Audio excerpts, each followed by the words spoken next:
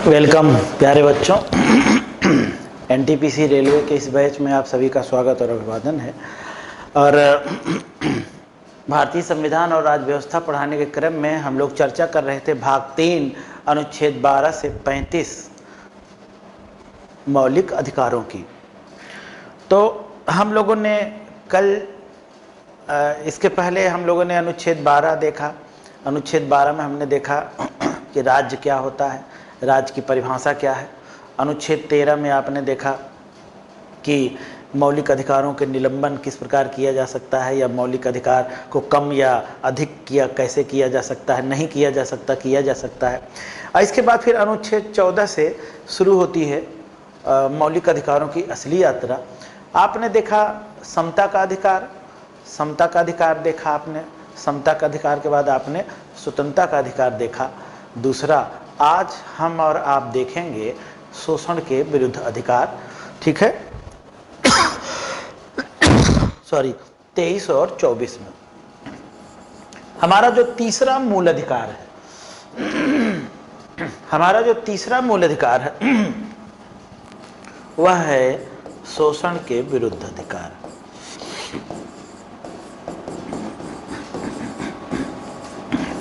शोषण के विरुद्ध अधिकार। शोषण के विरुद्ध अधिकार की बात की गई है अनुच्छेद 23 और अनुच्छेद 24 में। अनुच्छेद 23 और 24 कहते हैं कि शोषण के विरुद्ध अधिकार ये देते हैं, जिसमें हम लोग देखें कि अनुच्छेद 23 क्या कहता है। अनुच्छेद 23 क्या कहता है? अनुच्छेद 23 कहता है कि मानव के दुर्व्यापार, मानव के दुर्व्यापार, मानव के दुर्व्यापार। दुर्व्यापार का मानव का क्या मतलब है? जैसे वेश्यावृत्ति या बलात् श्रम, मानव को दुर्व्यापार या बलात् श्रम, मानव के दुर्व्यापार बलात् श्रम पर रोक।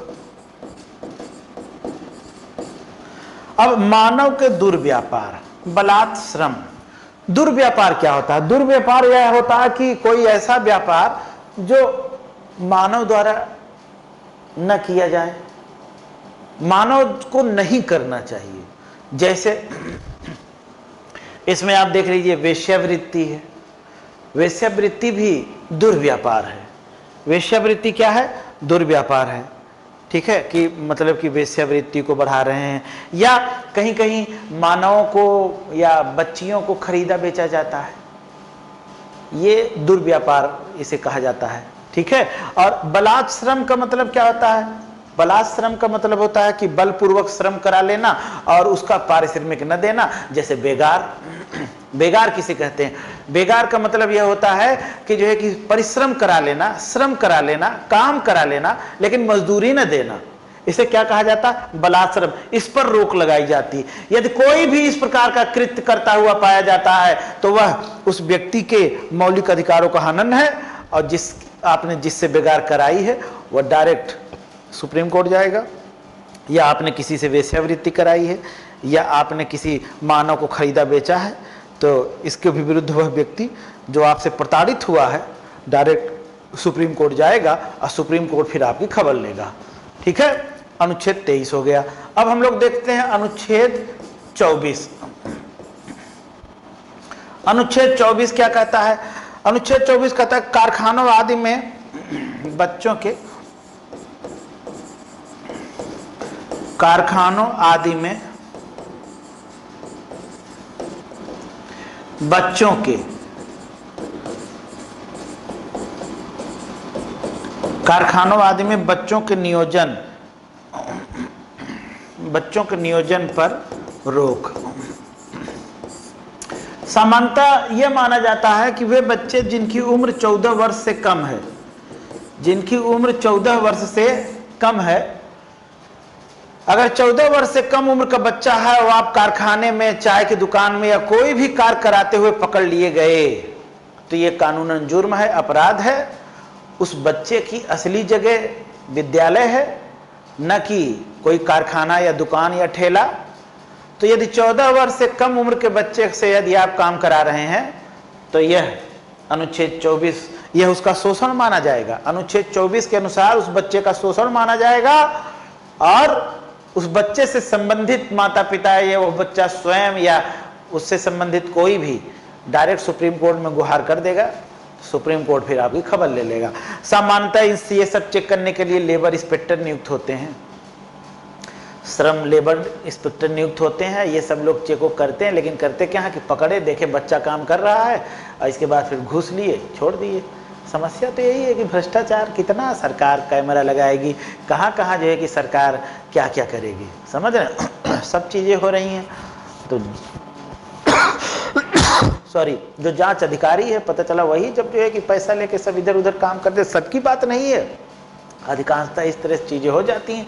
अन्यथा आप देखिए चाय की दुकानों पे, ठेलों पे, होटलों में छोटे मोटे टिंगू मिंगू पिंकू मुन्ना तमाम लोग काम करते हुए आपको दिख जाएंगे। तो क्या ये इंस्पेक्टर सो रहे हैं? नहीं, सब इनको जानकारी में रहता है, लेकिन वही है, क्या कहा जाए। तो ये हो गया शोषण के विरुद्ध अधिकार। अनुच्छेद 23 और 24 में अनुच्छेद 23 कहता है कि मानव के दुर्व्यापार, बलात्कार, श्रम पर रोक लगाई गई है और कारखानों आदि में बच्चों के नियोजन पर रोक लगाई गई है। मतलब 14 वर्ष से कम उम्र का बच्चा है तो यह शोषण माना जाएगा। ठीक है, अब देखते हैं हम लोग चौथा मूल अधिकार, धार्मिक स्वतंत्रता का।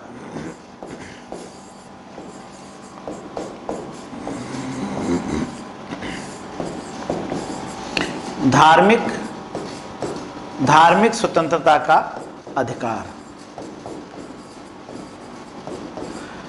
भारत एक महान देश है और सभी को अपने अपने धर्म के पालन का अधिकार मिला हुआ है। यह अनुच्छेद 25 से 28 के बीच में कहा गया है। अनुच्छेद 25 से 28 के बीच में धार्मिक स्वतंत्रता का अधिकार लोगों को दिया गया है।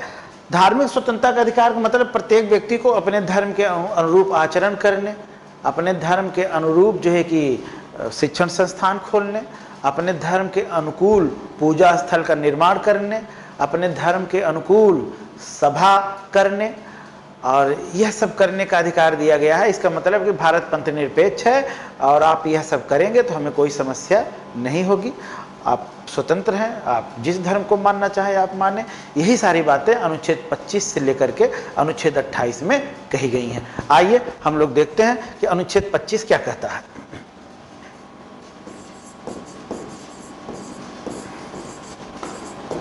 अनुच्छेद 25 क्या कहता है? अनुच्छेद 25 कहता है कि अंतःकरण क्या होता है? अंतःकरण का मतलब जो आपका मन कहे। समानता अंतःकरण मतलब जो आपका मन कहे।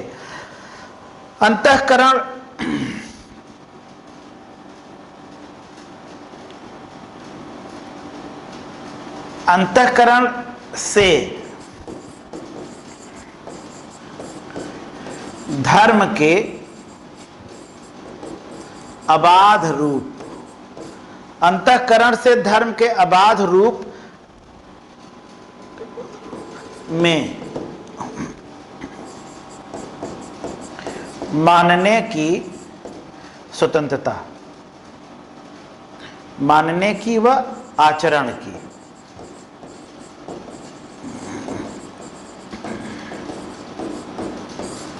अब देखिए बहुत बड़ी बात है, अंतःकरण, आपको जो मन कहे किसी भी धर्म को अबाध रूप से, अबाध माने बिना बाधा, कोई अगर उस पर बाधा उत्पन्न करेगा तो कोर्ट खबर लेगा। अबाध रूप से उसको मानिए। धर्म आपका जो कहे, जैसे कहे, जितना कहे, कम कहे, ज्यादा कहे, ऊपर कहे, नीचे कहे, आगे कहे, बाएं दाएं बाएं, सब जिस तरह से आपको मानना हो आप मानिए और उसके अनुरूप आचरण भी कर सकते हैं। आप अपने धर्म के अनुरूप आचरण कर सकते हैं। आपको राज्य लोग धर्म के अनुरूप आचरण का मतलब कि आचरण ये भी है, आचरण ये भी है। आचरण नमाज अता करना है, आचरण मंदिर में घंटा बजाना है, आचरण अजान है कि नहीं, आचरण रोजा है, आचरण नवरात्रि है। आप एकदम राज्य कोई हस्तक्षेप उसमें नहीं करेगा। ठीक है, अंतःकरण द्वारा आपका जो मन कहे आप अपने धर्म को माने और उसके हिसाब से आचरण करें, एक्शन रिएक्शन आपका है, कोई समस्या नहीं है। बशर्ते यह नहीं है कि जो है कि किसी अन्य धर्म के प्रति आपकी जो है कि दुर्भावना हो। सकारात्मक रूप से आपको अपने धर्म के हिसाब से करना है, जो करना हो करिए, लेकिन इसका मतलब ये नहीं है कि दूसरा धर्म खराब है। तो जैसे आपके लिए अपना धर्म है वैसे दूसरे के लिए दूसरा धर्म है, वो भी तो अपने धर्म को बड़ा मानता है, हम अपने धर्म को बड़ा मानते, तुम अपने धर्म को बड़ा मानो, ठीक है। बट एक दूसरे की बुराई नहीं करना है, यह याद रहे। अनुच्छेद 25, अब देखते हैं अनुच्छेद 26। 26 क्या कहता है? धार्मिक कार्यों के प्रबंधन की स्वतंत्रता। धार्मिक कार्यों का प्रबंधन, अपने धर्म के अनुरूप आप अपना धार्मिक कार्य कीजिए, कोई समस्या नहीं है। आप कीर्तन निकालिए, आप सत्संग करिए, ठीक है, आप किसी मुल्ला मौलवियों को बुलाइए, उस पर जो है कि कराई जाती है बहुत सारी चीजें, इस्लाम में भी आप देखिए, या किसी बौद्ध धर्म को बुला लीजिए, किसी धर्माचार्य बोधिसत्व को बुला लीजिए, किसी जैन मुनि को बुला लीजिए, कीर्तन शब्द की कराइए, पूजा यात्रा निकलवाइए, मैनेजमेंट करिए, धार्मिक कार्यों को मैनेजमेंट करिए, आप प्रबंधन करिए, कोई समस्या नहीं है। बस किसी दूसरे धर्म में हस्तक्षेप नहीं होना चाहिए। आपको अपने धर्म के लिए पूरी आजादी है, आप करिए, जो करना है, जैसे करना है, जिस हिसाब से करना है, देश आपको रोकेगा नहीं, प्रबंधन कीजिए, ठीक है। अनुच्छेद 27 देखिए, अनुच्छेद 27 क्या कहता है? विशिष्ट धर्म की अभिवृद्धि के लिए, विशिष्ट धर्म की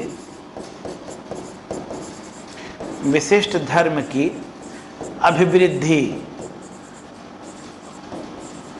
विशिष्ट धर्म की अभिवृद्धि के लिए कुछ भी आप अपने हिसाब से करिए। कर भुगतान की स्वतंत्रता, वृद्धि के लिए कर भुगतान की स्वतंत्रता, इसका यह मतलब है कि विशिष्ट धर्म की अभिवृद्धि। आप विशिष्ट धर्म का मतलब आप जिस धर्म को मानते हैं उस धर्म की अभिवृद्धि के लिए, ग्रोथ के लिए, विकास के लिए आपको कर देना है, टैक्स देना है, आपको दान देना है, दान लेना है, आप अपने हिसाब से करिए, हमें कोई समस्या नहीं है। अपने धर्म की उन्नति के लिए आप किसी से कर वर लीजिए, प्राइवेट रूप में जबरदस्ती नहीं हो सकती है, ठीक है, उसकी इच्छा के अनुरूप आप कर लीजिए, जो है कि। और वैसे भी कहा जाता है कि धार्मिक मामलों में जो कर दिया जाता है ना बेटा, वो जो है कि इनकम टैक्स से होता है। इसीलिए आप देखिए तमाम जितने मठ हैं या जो है कि अन्य जो है कि मठ मदरसे अन्य हैं, तो उसमें जो है कि आप देखिए कितना भी धन आप दे दीजिए, कितना भी धन दे दीजिए, वो जांच के परे रहता है, ठीक है ना, उसकी जांच नहीं की जा सकती। धार्मिक कार्यों के लिए जो भी धन देंगे उसकी जांच नहीं होती है। तो आप जो है कि अपने धर्म की अभिवृद्धि के लिए आप कर दीजिए, देश उसमें कुछ नहीं बोलेगा, ठीक है। विशिष्ट धर्म की अभिवृद्धि के लिए मतलब आप अपने जिस धर्म को मानते हैं उसकी ग्रोथ के लिए आप पैसा इकट्ठा कीजिए, पैसा दीजिए, हमें कोई समस्या नहीं है, लोगों से पैसा इकट्ठा कीजिए, ठीक है। अनुच्छेद 27। अनुच्छेद 28 क्या कहता है? शिक्षण संस्थानों में धार्मिक शिक्षा, या लिख देता हूं फिर बताता हूं, शिक्षण संस्थानों में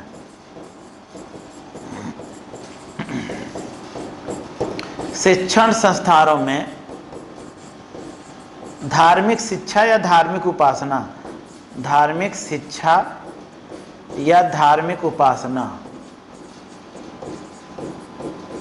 या धार्मिक उपासना में उपस्थित होने की स्वतंत्रता, में उपस्थित होना या न होना। देखिए ये क्या कहते हैं, मान लीजिए कोई भी सरकारी स्कूल है, ठीक है, सरकारी स्कूल में किसी जो है कि हिंदू धर्माचार्य को बुला लिया गया। अब उस सरकारी स्कूल में हिंदू धर्माचार्य जो भी सत्संग देंगे, उस सत्संग में चाहे वो बौद्ध है, जैन है, इस्लाम है, ईसाई है, इस धर्म को मानने वाले बच्चों को बाध्य नहीं कर सकते कि आप रुको और इनका सत्संग सुनो, ठीक है, यही बात इसमें कही गई है कि शिक्षण संस्थानों में या धार्मिक शिक्षा या धार्मिक उपासना में उपस्थित होने के लिए बाध्य नहीं कर सकते, उपस्थित होने के लिए बाध्य नहीं कर सकते। जिसकी मर्जी हो वो उपस्थित होगा, जिसकी मर्जी हो वो उपस्थित नहीं होगा। ठीक है, तो वो शिक्षण संस्थान जैसे सरकार द्वारा अनुमोदित होना चाहिए। जैसे सरकार सहायता देती ना, कुछ जीआईसी होते हैं और कुछ सरकार द्वारा अनुमोदित होते हैं, अनुदानित होते हैं, जिनको सरकार अनुदान देती है। ठीक है, जो वे सभी, और मान लीजिए कोई प्राइवेट स्कूल भी है, प्राइवेट स्कूल है, हमने कोई प्राइवेट स्कूल खोल लिया है, हम हिंदू हैं, हमने किसी धर्माचार्य को बुला लिया, मुसलमान बच्चा कह रहा है कि नहीं सर हम इसमें नहीं उपस्थित होंगे, तो हम उसको जबरदस्ती नहीं कर सकते, तुम रुको, नहीं, ये उसके मूल अधिकार का उल्लंघन होगा। उसकी मर्जी है, रोक भी सकते नहीं भी रोक सकते। इवन यहां तक कि हम हिंदू बच्चे को भी नहीं कह सकते तुम रुको ना, वो चाहे रुके चाहे ना रुके। ठीक है, तो यही बात अनुच्छेद 28 में कही गई है कि शिक्षण संस्थानों में या धार्मिक शिक्षा में, धार्मिक उपासना में उपस्थित होना न होना बाध्य नहीं कर सकते, बाध्य नहीं कर सकते। यह बात कही गई है अनुच्छेद 28 में। ठीक है, तो यह हो गया धार्मिक स्वतंत्रता का अधिकार, अपने आप में यह बहुत बड़ा अधिकार है। अब हम लोग देखते हैं नंबर 5, शिक्षा तथा संस्कृति का अधिकार।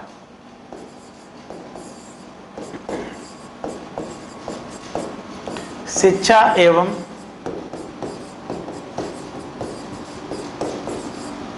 संस्कृति का अधिकार। शिक्षा एवं संस्कृति के अधिकार अनुच्छेद 29 से 30 में कहा गया है। अनुच्छेद 29 से 30 में शिक्षा और संस्कृति के अधिकार की बात की गई है। इसका मतलब यही है कि प्रत्येक नागरिक को अपनी मनपसंद शिक्षा प्राप्त करने का अधिकार है और अपने कल्चर को, अपनी संस्कृति को, जो अपनी परंपरा है उसको लेके चलते रहिए। राज्य उसमें हस्तक्षेप नहीं करेगा, उसकी रक्षा आप कर सकते हैं, रक्षण कर सकते हैं, अनुरक्षण कर सकते हैं। ये परंपराएं जो सदियों से चली आई हैं, आपकी मर्जी है कि ये परंपराएं बनी रहे, तो कोई रोक नहीं सकता है।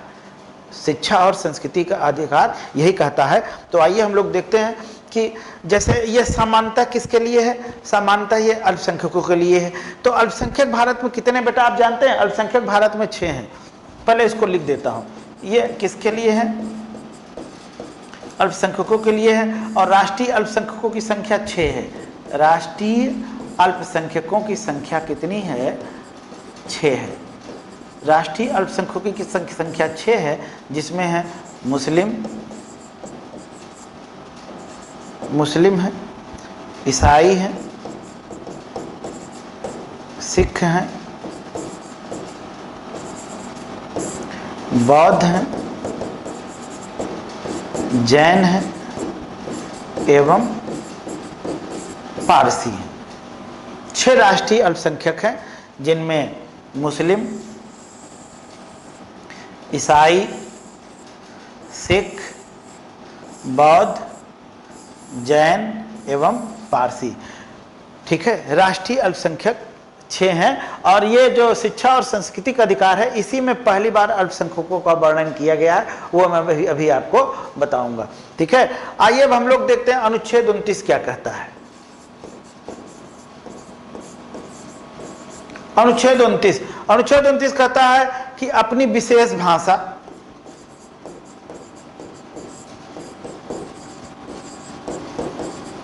अपनी विशेष भाषा,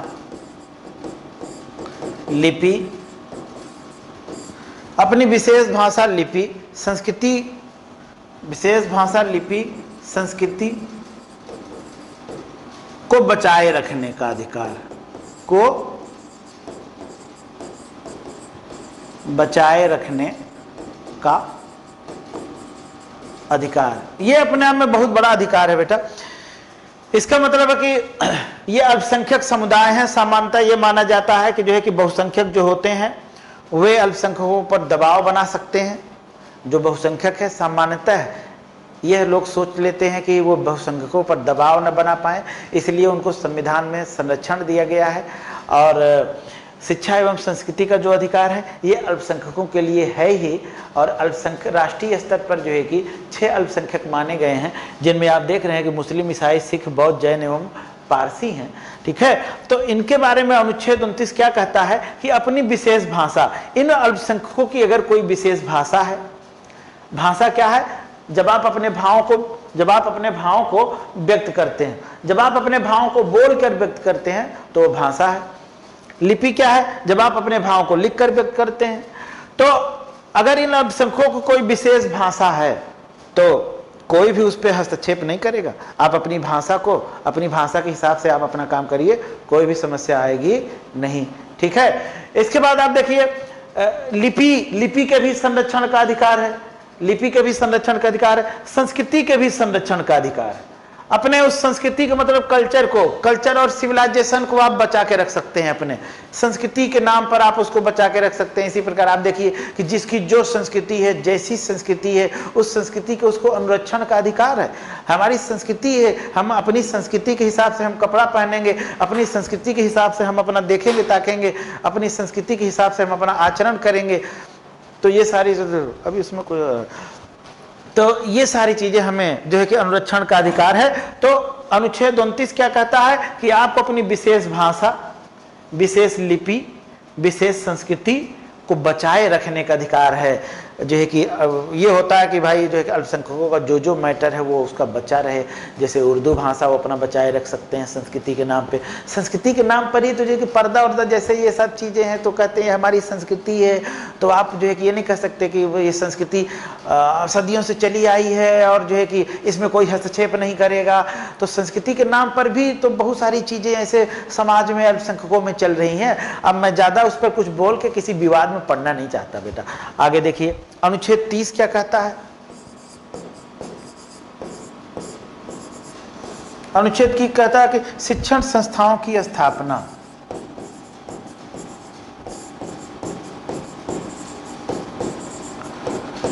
शिक्षण संस्थाओं की स्थापना, प्रशासन करने का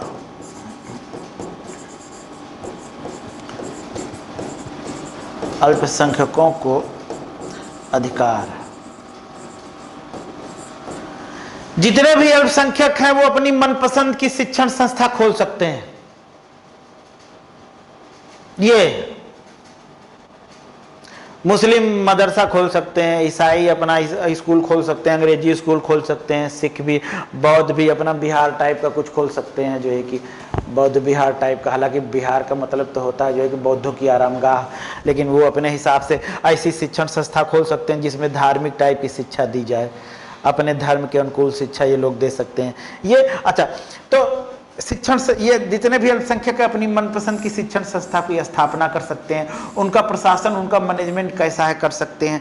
अच्छा, ये अल्पसंख्यक शब्द पहली बार आप अनुच्छेद 30 में देख रहे हैं।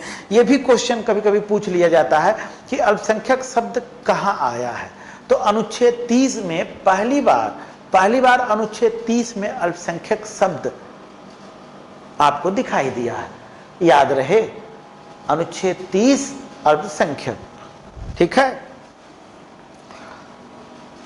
तो ये हो गया आपका शिक्षा एवं संस्कृति का अधिकार, जो अनुच्छेद 30 से जो है कि 29 से 30 तक है। और ये जो छठवां वाला था उस समय कौन सा, संपत्ति का अधिकार। छठवां वाला था संपत्ति का अधिकार, और संपत्ति का अधिकार जो है कि ये था अनुच्छेद 31 में। परंतु 1978 में बेटा हमने आपको बताया था कि 1978 में 44वें संवैधानिक संशोधन द्वारा मोरारजी देसाई सरकार ने इस जो है कि संपत्ति के अधिकार को मूल अधिकार की श्रेणी से हटा दिया और इसे लेके कहां चले गए, 300A में चले गए। तो इस प्रकार ये जो छठवां मूल अधिकार अनुच्छेद 31 के अंतर्गत था, इसे हटा दिया गया है। और छठवें के नंबर पर कौन सा आ गया है संवैधानिक उपचारों का अधिकार। तो अब हम लोग देखेंगे संवैधानिक उपचारों का अधिकार, नंबर 6। संवैधानिक उपचारों का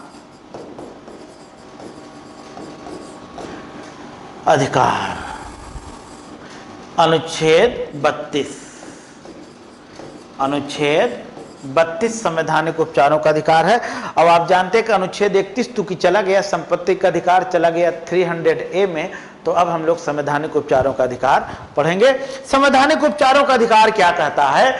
संवैधानिक उपचारों का अधिकार कहता है कि यदि आप कोई ऐसा राज्य अथवा व्यक्ति द्वारा आपकी समानता का हनन किया जा रहा है, आपकी स्वतंत्रता का हनन किया जा रहा है, आपका शोषण किया जा रहा है, धार्मिक नजरिए से आपको हनित किया जा रहा है, धार्मिक नजरिए से आपकी शिक्षा और संस्कृति पर चोट पहुंचाई जा रही है, तो ये चाहे कोई राज्य का व्यक्ति हो या कोई भी भारत का व्यक्ति नागरिक हो, अगर यह इस तरह से आपका हनन कर रहा है मौलिक अधिकारों का, तो आप उसके विरुद्ध डायरेक्ट भारत की सर्वोच्च अदालत में जा सकते हैं, supreme court of India Delhi. और आप वहां जाएंगे तो सुप्रीम कोर्ट आपसे पूछेगा, हाई कोर्ट भी जा सकते हैं, सुप्रीम कोर्ट भी जा सकते हैं। ये मौलिक अधिकारों की महत्ता बताता है।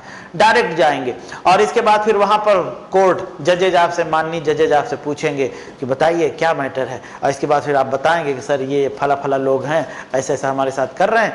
कोर्ट उनको फिर बुलाएगा, उनसे पूछेगा।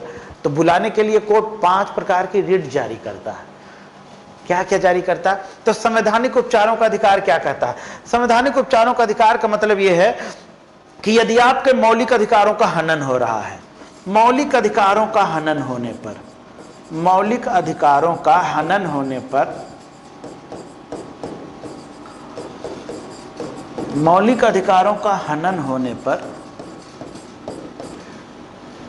सुप्रीम कोर्ट अथवा हाई कोर्ट जा सकते हैं और supreme court oblique high court पीड़ित व्यक्ति जो भी मौलिक अधिकारों का जिसके हनन हुआ है, पीड़ित व्यक्ति के समर्थन में, पीड़ित व्यक्ति के समर्थन में 5 प्रकार के आदेश जारी कर सकता है। 5 प्रकार के आदेश जारी कर सकता है, जारी कर सकता है। 5 प्रकार के आदेश जारी कर सकता है जिन्हें कहा जाता है रिट। मौलिक अधिकारों का हनन होने पर जो पीड़ित व्यक्ति है वो जब डायरेक्ट सुप्रीम कोर्ट जाएगा तो सुप्रीम कोर्ट उसके समर्थन में, जिसने उसके मूल अधिकार का हनन किया है, 5 प्रकार की रिट जारी करेगा। जो पीड़ित है उसके समर्थन में और जिसने हनन किया है उसके विरुद्ध 5 प्रकार की रिट जारी कर सकता है। वो कौन कौन सी है देखिए। नंबर 1, बंदी प्रत्यक्षीकरण। बंदी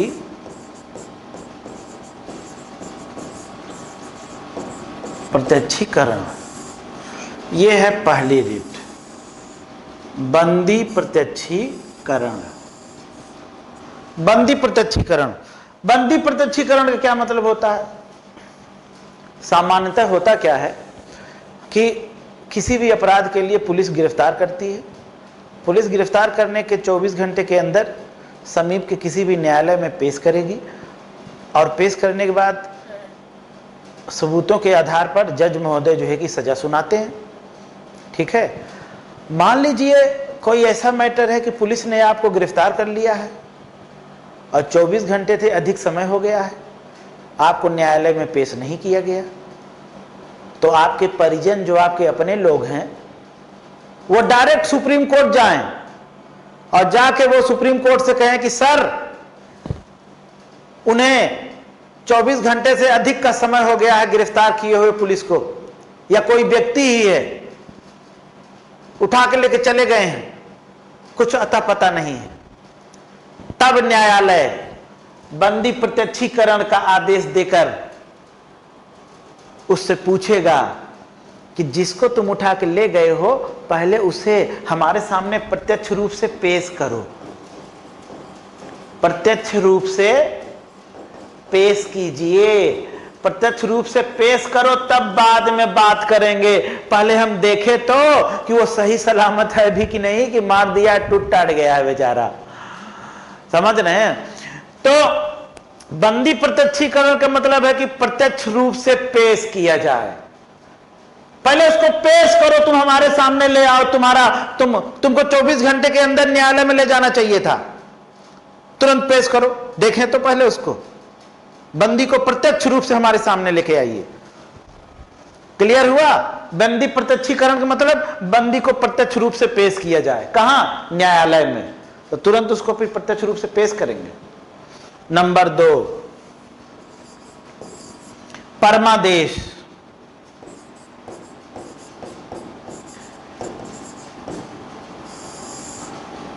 परमादेश, परमादेश का क्या मतलब है? परमादेश का मतलब उत्तरदायित्व का निर्वहन ठीक से कीजिए। उत्तरदायित्व का निर्वहन ठीक से कीजिए। कोई भी जो है कि सरकारी कर्मचारी है या किसी संस्था का कोई व्यक्ति है, तो प्रत्येक कर्मचारी, अधिकारी, किसी संस्था के पदाधिकारी का एक होता है कि आपको क्या क्या करना है और आपके अपने कर्तव्य हैं, उनका निर्वहन आप कैसे कीजिए। लेकिन यदि ये लोग अपने कर्तव्यों का निर्वहन नहीं करते हैं, आपको दौड़ाते हैं, आज कह रहे हैं कल आइए, परसों आइए, नरसों आइए, आपको लगता है कि ये अपने कर्तव्य का निर्वहन नहीं कर रहा है। अगर ये अपने कर्तव्य का निर्वहन करता तो हमारी समस्या हल हो जाती। आप डायरेक्ट सुप्रीम कोर्ट चले जाइए कि सर फला आदमी अपने कर्तव्य निर्वहन नहीं कर रहा है, हमको दौड़ाए पड़ा है, हम बहुत परेशान हो गए हैं। तुरंत जो है कि सुप्रीम कोर्ट उसे परमादेश देगा और कहेगा कि महोदय आप अपने उत्तरदायित्व का निर्वहन ठीक से कीजिए, नहीं तो आपको हम कोर्ट की अवमानना के खिलाफ आपको जो है कि हम जेल भेज देंगे। और कोर्ट ने अगर कह दिया तो फिर आपको करना ही पड़ेगा, क्योंकि अगर कोर्ट के कहने पर भी आप नहीं कहे तो ये कोर्ट की अवमानना हो जाएगी। तब तो आपके ऊपर 2 चार्ज लगेंगे, एक उसके मौलिक अधिकारों के हनन का, दूसरा कोर्ट की बात न मानने का, तो सजा और बढ़ जाएगी। ठीक है, इसीलिए जब कोर्ट का डंडा पड़ता है तो सबकी सिट्टी पिट्टी गुम रहती है। परमादेश मतलब उत्तरदायित्व का निर्वहन ठीक से करने, ठीक से कीजिए, इसका मतलब यह है। नंबर 3 देखिए, प्रतिषेध। नंबर 3 है प्रतिषेध। प्रतिषेध का मतलब होता है कि कार्रवाई को रोकने का अधिकार। कार्यवाही को रोक दीजिए। प्रतिषेध का मतलब होता है कार्यवाही को रोक दीजिए। मान लीजिए कोई जो है कि कोई ऐसी कार्रवाई चल रही है जिससे किसी व्यक्ति के मूल अधिकारों का हनन हो रहा है, तो सुप्रीम कोर्ट तुरंत उस कार्रवाई को रोकने के लिए कहता है और अपनी रिट जारी करता है, आदेश जारी करता है कि इसका प्रतिषेध कीजिए, मतलब इसको रोक दीजिए, क्योंकि इससे किसी व्यक्ति के मूल अधिकारों का हनन होता है। कोई भी ऐसी कार्रवाई है उसको रुकवाने के लिए आपने कोई ऐसा बना रखा है, बैरियर बना रखा है और कहा कि इसके अंदर नहीं जा सकते। कोई सार्वजनिक स्थल है, आप अपने घर में बैरियर बना दीजिए, लेकिन कोई सार्वजनिक स्थल है वहां पर आपने बैरियर लगा दिया और बैरियर लगा के आप कह रहे हैं कि इसमें फलाही धर्म के लोगों का केवल प्रवेश होगा। तुरंत सुप्रीम कोर्ट जो है कि आदेश देगा कि इस कार्रवाई को रोको। अब कार्रवाई को नहीं रोकोगे तो पुलिस उठा लेगी। प्रतिषेध, कार्रवाई को रोक दीजिए। नंबर 4, उत्प्रेषण। उत्प्रेषण, उत्प्रेषण का मतलब है कोई जो है कि कोई मैटर है उसको, उत्प्रेषण का मतलब यह होता है कि सुप्रीम कोर्ट अथवा हाई कोर्ट अपने अधीनस्थ न्यायालयों से कोई मैटर अपने पास मंगवा ले। कोई ऐसा मामला है जो अधीनस्थ न्यायालय में चल रहा है, राष्ट्रीय हित का कोई मुद्दा है, कोई बहुत बड़ी बात हो, अगर इस पर इस मुकदमे का जो निर्णय है, इस निर्णय से जनमानस की भावनाएं जुड़ी हों, कोई बहुत बड़ा मुद्दा है, तो इस मुद्दे को जो है कि सुप्रीम कोर्ट अपने पास मंगवा सकता है। जैसे आप देखिए बाबरी मस्जिद और राम मंदिर का जो मामला था, फैजाबाद की अदालत से सुप्रीम कोर्ट ने इसे अपने पास मंगवा लिया, क्योंकि इससे पूरे देश की जनभावनाएं जुड़ी थी। ठीक है, तो उत्प्रेषण का मतलब है कि अपने पास मंगवाना, अपने पास मंगवाना, वो चाहे कोई वाद विवाद हो,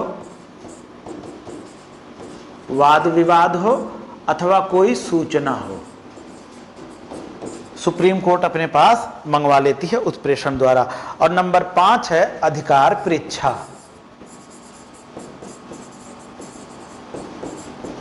अधिकार परीक्षा, इसका मतलब है कि किस अधिकार पर पद पर कार्य कर रहे हैं, किस अधिकार से पद पर कार्य कर रहे हैं, पद पर कार्य कर रहे हैं। अधिकार परीक्षा में मान लीजिए कोई ऐसा व्यक्ति है किसी पद पर बैठ गया है, उस पद पर बैठने के योग्य नहीं है, ठीक है, या कोई ऐसा कार्य कर रहा है जो उसके अधिकार क्षेत्र से बाहर है, वो चाहे सरकारी कर्मचारी हो अथवा जो है कि कोई निजी व्यक्ति हो, प्राइवेट व्यक्ति हो, तो सुप्रीम कोर्ट उससे पूछ सकता है कि किस अधिकार से आप इस पद पर काम कर रहे हैं। मान लीजिए कोई व्यक्ति सड़क पर चला जा रहा है, उसने लाल शर्ट पहनी है, अब आपने कहा कल से लाल शर्ट मत पहनना, तो वो व्यक्ति कहेगा कि, तो वो डायरेक्ट चला जाएगा सुप्रीम कोर्ट, और सुप्रीम कोर्ट मना करने वाले से पूछेगा कि तुम किस अधिकार से उसको मना कर रहे हो। या आप किसी छोटे पद पर बैठे हैं, आप हैं जिलाधिकारी और आप काम कर रहे हैं मंडलायुक्त वाला, वह कार्य जो मंडलायुक्त अथवा कमिश्नर की जो है कि उस पर जवाबदेही बनती है, उस पर आप काम कर रहे हो, तो फिर आपके विरुद्ध जो लोग हैं वो कोर्ट चले जाएंगे और कोर्ट सीधे कहेगा कि इस पद पर तुम तो हो नहीं, फिर कैसे काम कर रहे हो। तो कभी कभी कुछ लोग अपनी सीमाओं का अतिक्रमण कर जाते हैं, सीमा का अतिक्रमण करने पर जो है कि अपनी सीमा से अधिक ऊपर हायर अथॉरिटी का काम करने लगते हैं। ऐसे में कुछ लोगों के मूल अधिकारों का हनन होता है, तो फिर वो डायरेक्ट कोर्ट पूछेगा कि किस आधार पर आप इस पद पर रहते हुए काम कर रहे हैं, ये तो आपकी सीमा है ही नहीं।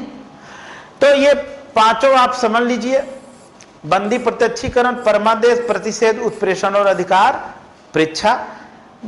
मूल अधिकारों का हनन होने पर सुप्रीम कोर्ट यह रिट जारी करती है, और जब यह रिट जारी करेगी तो इस रिट द्वारा किसी भी व्यक्ति, किसी भी नागरिक के यदि मूल अधिकारों का हनन होता है तो वह पीड़ित व्यक्ति को सुरक्षा प्रदान करती है, और जिसने उस व्यक्ति के मूल अधिकारों का हनन किया है उसे दंडित करती है, सबक सिखाती है। ठीक है, तो ये तो हो गया 32 तक मूल अधिकार हो गए। ठीक है, इसके बाद आप देखते हैं अनुच्छेद 33 क्या कहता है। अनुच्छेद 33 क्या कहता है? अनुच्छेद 33 कहता है कि सरकार कुछ के मौलिक अधिकारों को कम कर सकती है। सरकार द्वारा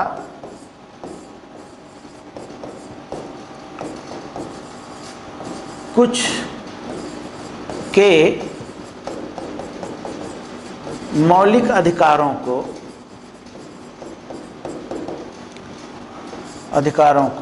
कम किया जा सकता है, कम किया जा सकता है। जैसे कानून से संबंधित,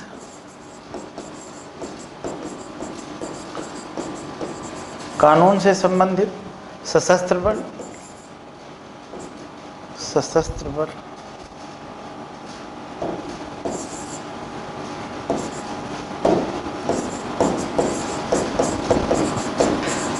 सशस्त्र बल, दूरसंचार या गुप्तचर सेवा।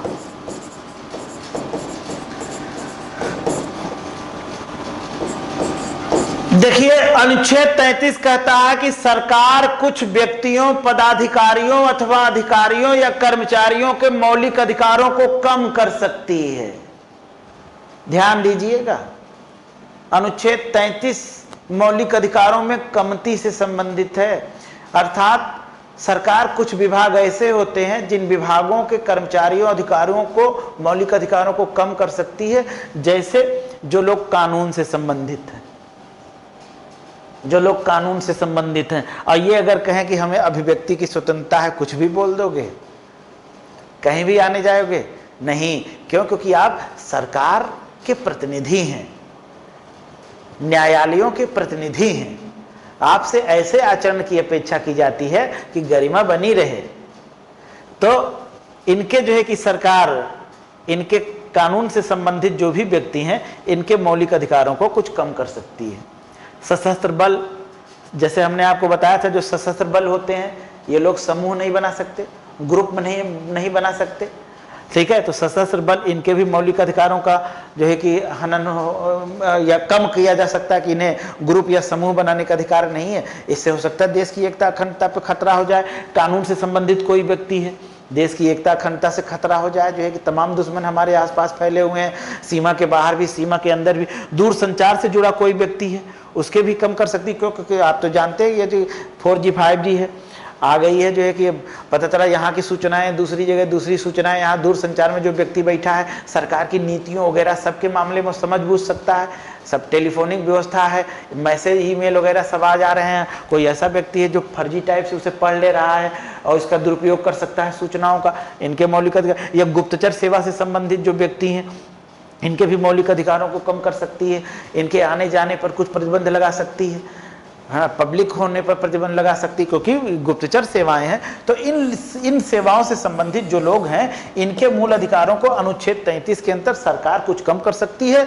वे लोग जो कानून से संबंधित हैं, वे लोग जो सशस्त्र बल से संबंधित है, सेना वगैरह है, और वे लोग जो दूरसंचार से संबंधित है, और वे लोग जो गुप्तचर सेवाओं से संबंधित हैं, इनके संबंधित जो है कि सरकार इसको कम कर सकती है। ठीक है, आगे देखिए अनुच्छेद 34 क्या कहता है।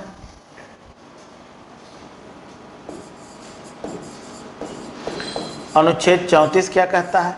अनुच्छेद 34 कहता है कि सैनिक शासन, सैनिक शासन जब आता है, सैनिक शासन में कम कर सकती है। सैनिक शासन में मूल अधिकारों को कम किया जा सकता है।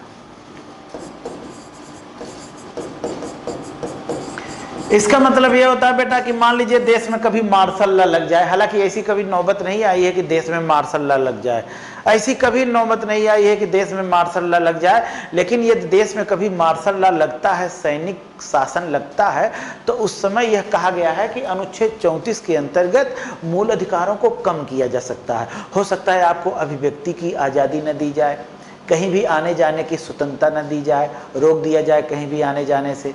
ठीक है, हो सकता है आपकी धार्मिक स्वतंत्रता, उसको भी रोक दिया जाए कि आप कीर्तन निकाल रहे हो, ये सब कर रहे हो, ये सब रोक दिया जाए।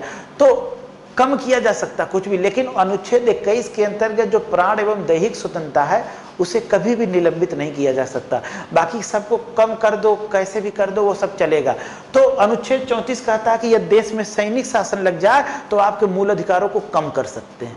ठीक है, सैनिक शासन है, मूल अधिकारों को कम करें। उनको लगता है कि इनके मूल अधिकारों का दुरुपयोग हो जाता है। पता चला आपके अभिव्यक्ति की स्वतंत्रता है तो आप कुछ भी बोले पड़े हो, कहीं भी आने जाने की स्वतंत्रता है तो आप कहीं भी चले जा रहे हो, जिससे कि कोई ऐसी गतिविधि में आप भाग ले रहे हैं जिससे एकता अखंडता आ जाए।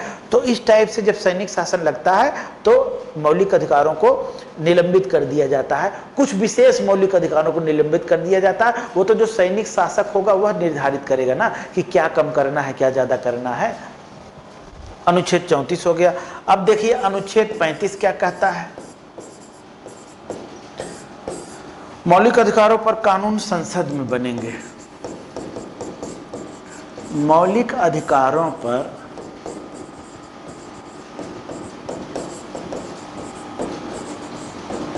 कानून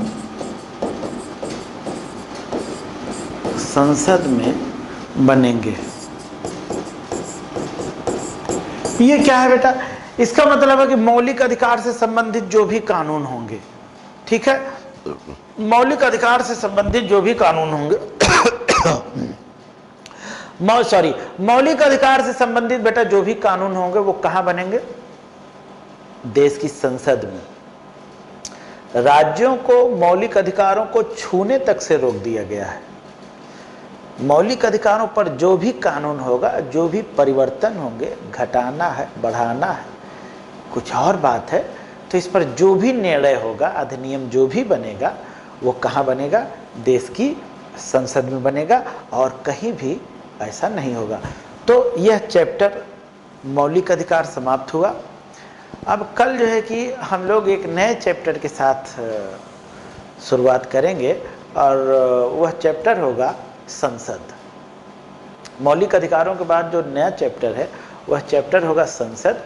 अब आप जानते हैं कि संसद में पहले आप राष्ट्रपति देखेंगे, राष्ट्रपति के बाद फिर आप राज्यसभा देखेंगे और राज्यसभा के बाद फिर आप लोकसभा देखेंगे।